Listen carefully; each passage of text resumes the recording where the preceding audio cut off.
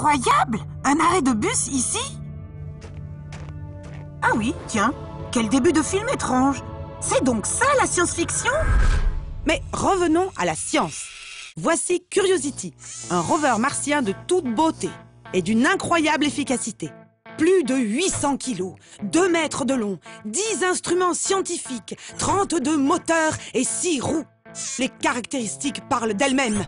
C'est un pic, un rock, le Godzilla des rovers, le Barracuda de l'exploration martienne, que dis-je, le John McClane des sciences, le Jack Sparrow des... Merci.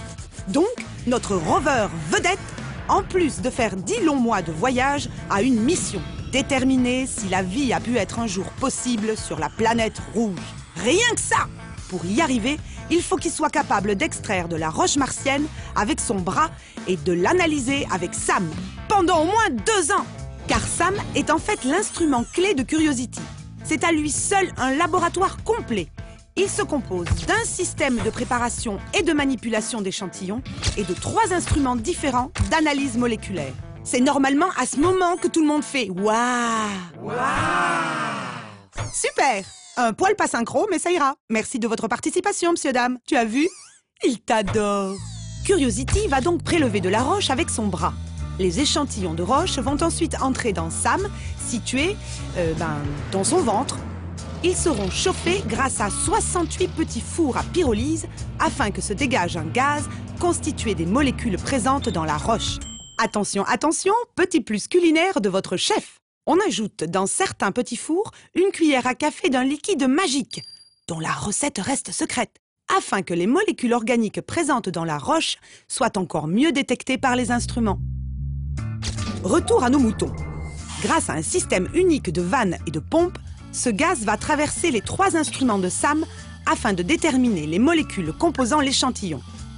Ce qui est ingénieux, c'est qu'ils sont à la fois différents, complémentaires et qu'ils peuvent fonctionner indépendamment. Pas bête, hein? Je sais, Sam, c'était mon idée. D'abord, le spectromètre laser. En traversant le nuage de gaz, le laser va voir sa longueur d'onde, comment dirais-je, absorbée par des molécules bien précises. L'absorption est différente en fonction des éléments composant le gaz. Ainsi, l'instrument détermine de manière efficace la nature de chacune des molécules. Le second est un spectromètre de masse. Grâce à un procédé complexe, cet instrument permet de déterminer la masse des molécules afin d'en déduire leur nature. À vous? Ouais! Oui! Oh, j'ai l'impression d'être une rockstar! Merci, public adoré! Mais l'aventure de notre gaz n'est pas finie. En effet, il va aussi traverser un dernier instrument, le chromatographe en phase gazeuse. On rigole moins déjà là, hein? C'est celui-là qui nous intéresse particulièrement. Pourquoi? Parce qu'il est français, bien sûr. Oh. Merci, public d'onomatopée. Vous maîtrisez les voyelles, c'est bien. Mais revenons sur le chromatographe. Les molécules caractérisant l'échantillon prélevé sont tout d'abord mélangées à de l'hélium, un gaz neutre, afin de faciliter leur transport dans le système. Les molécules vont être ensuite prises dans un piège. Oui, un piège, afin de les rassembler. On augmente la température du piège et toutes les molécules vont se diriger vers une colonne chromatographique. En réalité, il y a 6 colonnes aux caractéristiques différentes dans l'instrument.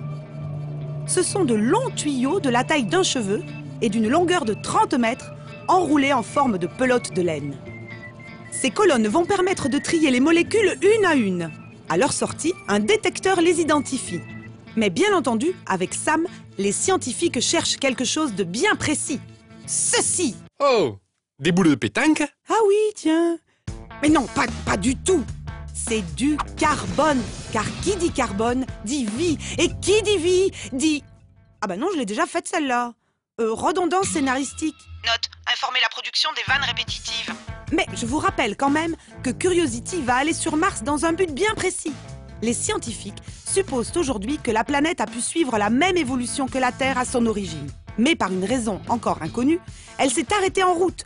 Aujourd'hui, il n'y a plus d'eau à l'état liquide dans laquelle la vie aurait pu se développer.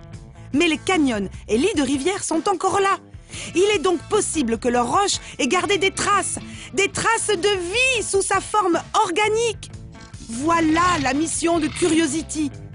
Trouver si la vie a pu être possible sur Mars. Oh, je suis fière de toi, tu sais. Allez, viens, partons. Oh zut, mon bus. Bon, Sam et toi, vous me ramenez?